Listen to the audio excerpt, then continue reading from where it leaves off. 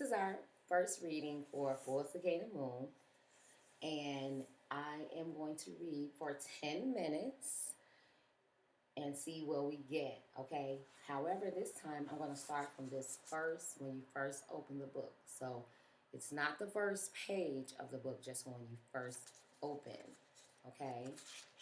Right? So, getting to know you. Last question, Carl, Mr. P says to a boy, reaching his hand so high he could pull the tiles out of the ceiling. What nationality are you? I'm American. I mean, what are you? And then I understand that Michael had really been asking. If everyone was laughing before, they're all quiet now. As if they all had the same question and made Carl ask it. But how do I answer that? I look at Mr. Pease for help, but his eyes tell me he has the same question. It's up to me to solve the puzzle of how to answer the question, what am I? When I know the real question begins with who? Okay, so now other books you may enjoy. Full Cicada Moon by Marilyn Hilton. For Kiko and Robert, Lewis and James Wesley, and their families. Be loving enough to absorb evil and understanding enough to turn an enemy into a friend. Dr. Martin Luther King Jr. That's one small step for a man, one giant leap for mankind.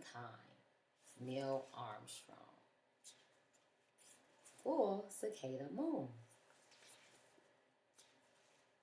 Flying to Vermont, January 1st, 1969. I wish we had flown to Vermont instead of riding on a bus, train, bus, all the way from Berkeley.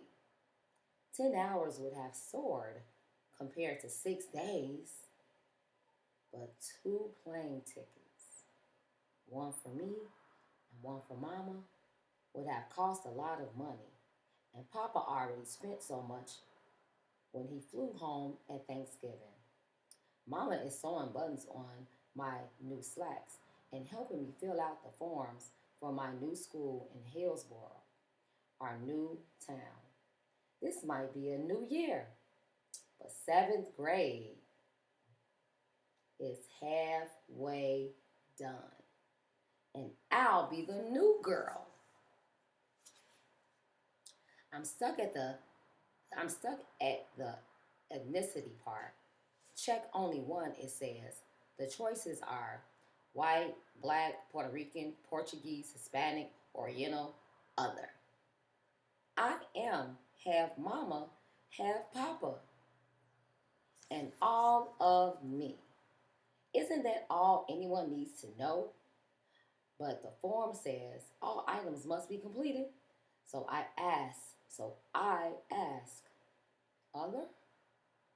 Mama pushes her brows together, making what Papa calls her tortilla moving face.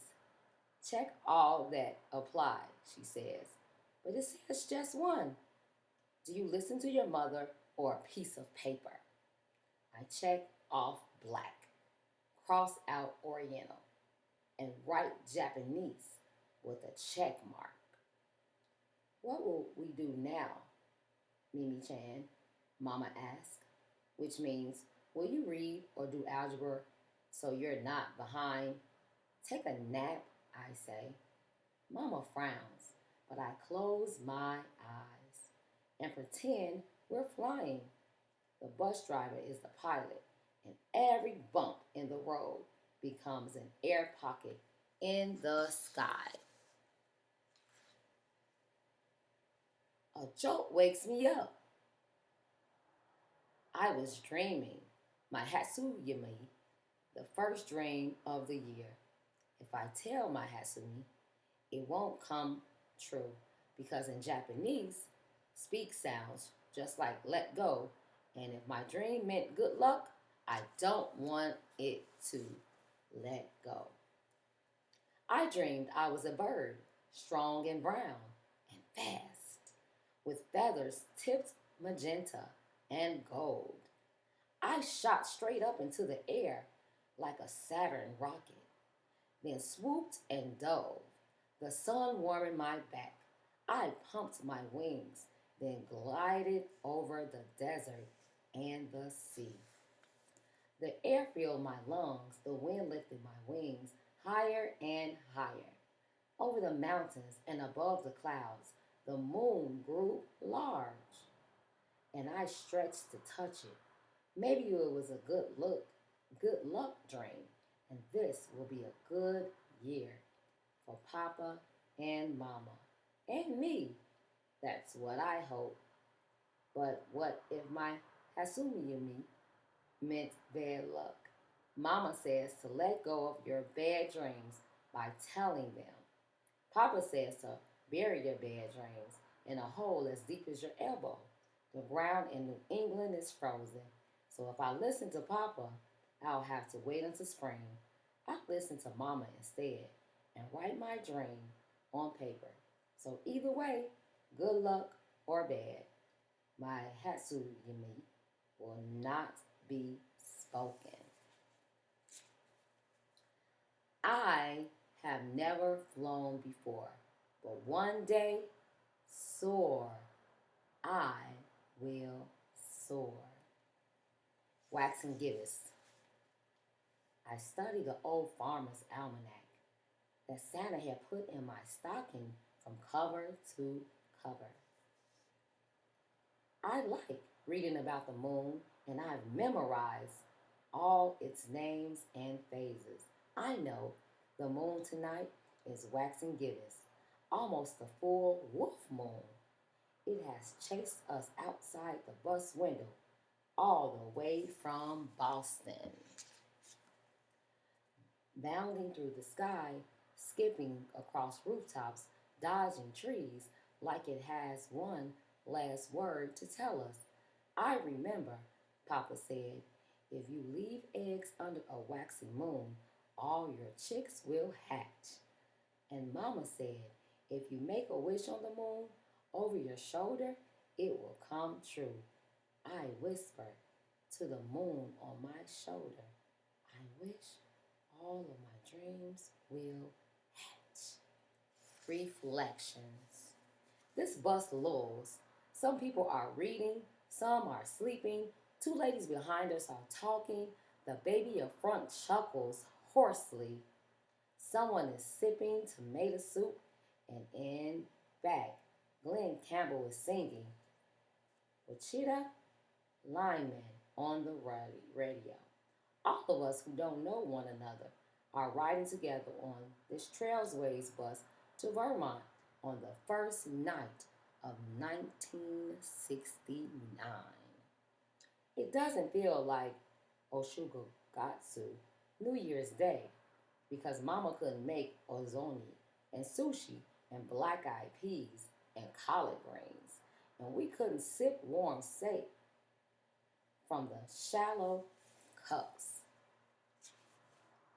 Mama says she doesn't care about those things because we're traveling to meet Papa. But what bothers her is that no man crossed our threshold this morning because we don't have a threshold today.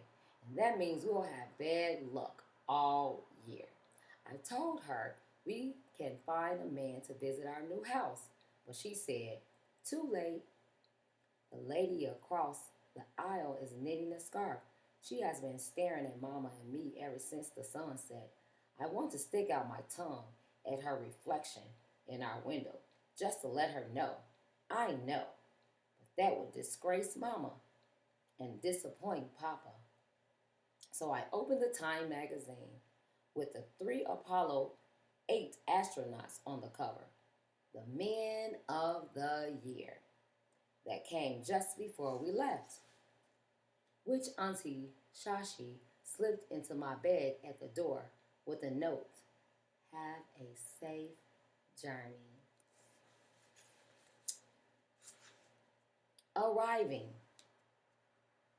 I can tell by the way Mama looks at herself in the window, brushes her bangs to the side, and runs her finger under her eyes that we'll be in Hillsboro soon, where Papa, in the tweed coat he calls professional, will meet us. She pops a wintergreen lifesavers in her mouth and passes the roll to me. I take one because I want my kiss on Papa's cheek to be fresh. The bus slows down. A barber shop, an insurance company, a dentist's office, a grocery store all slide by. The air prickles, and everyone sits up straight and shifts in their seats, finishes talking to the person next to them. Hillsboro, coming up, the driver calls. The lady across the aisle with her, winds up her yarn and tucks her knitting into a tote bag. She looks at me again and leans into the aisle. Are you adopted? Nani, Mama asked me. She must have been daydreaming, or she would have asked, what? I whisper, she wants to know where we're going. Mama glances at the lady and turns into a fool. But before she can pretend she doesn't speak English, I say, she's my mom. The lady looks at me, then at Mama, and shakes her head. No, she's not your mother. The bus pulls up in front of a diner and stops so quick that we all jerk forward in our seats. The driver cranks a handle and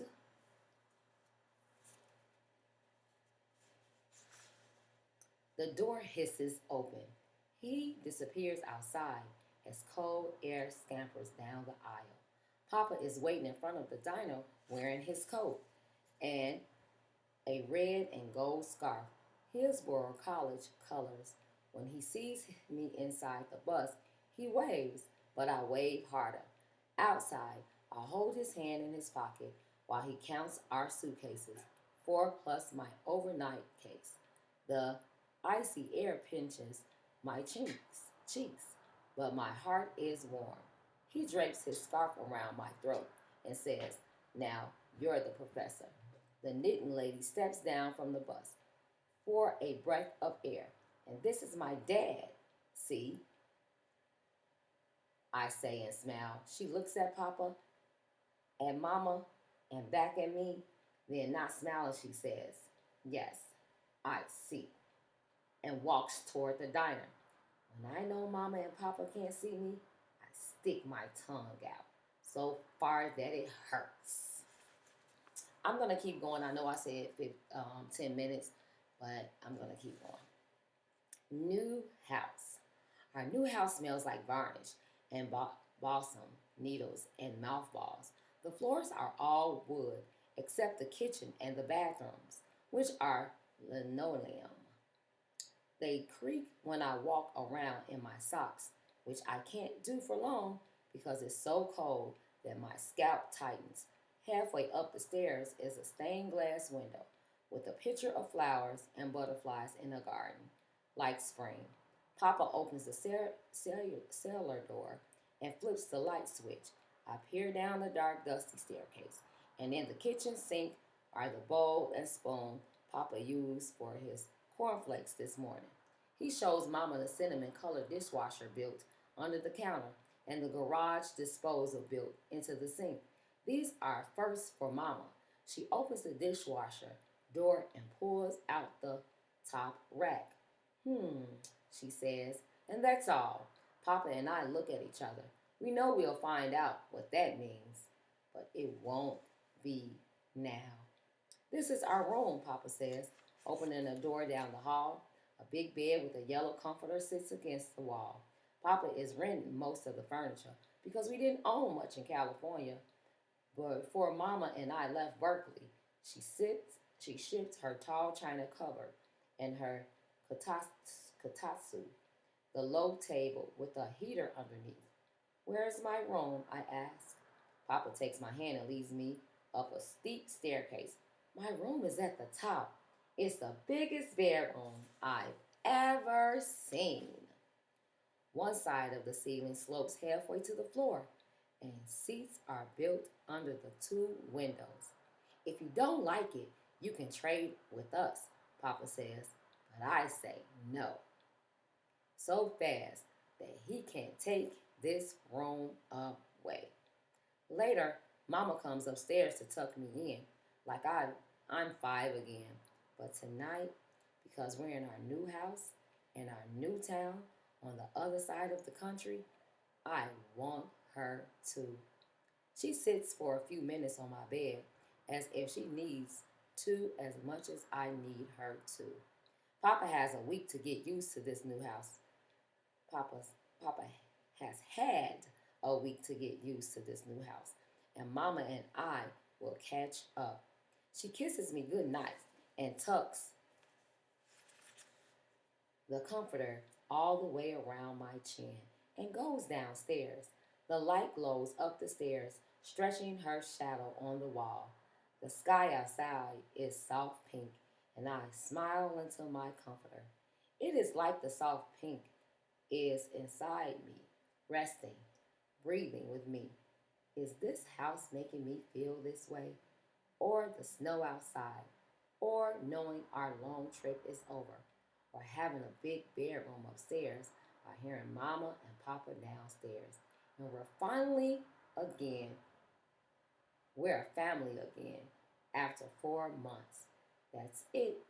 All the good things have come together in soft pink happiness.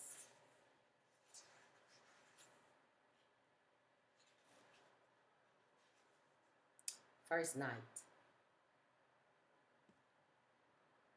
The house creaks like it can't find a comfortable place to settle into. I toss and turn and can't find a comfortable spot to sleep in. My clock says 2:18 a.m. I get out of bed and sit at a window. The sky has cleared and the moon sits high in the sky like a pearl button. Stars, bright, cold, voiceless, and winking are winking, but I know that's because Earth's here heat is rising. The atmosphere is shifting. A future astronaut needs to know these things. I wonder if Earth winked at the Apollo 8 astronauts when they took its picture from the moon on Christmas Eve. Something moves in the next yard. A dog, dark and fuzzy, leaps in the moonlight snow. Then one sharp whistle from the neighbor's house calls it inside. Okay, so I stopped at 21 because I don't know yet if the YouTube channel is going to let me read for more this this long. So I'm going to test that out, and I'll be seeing you guys starting on page 22 if I can get this uploaded.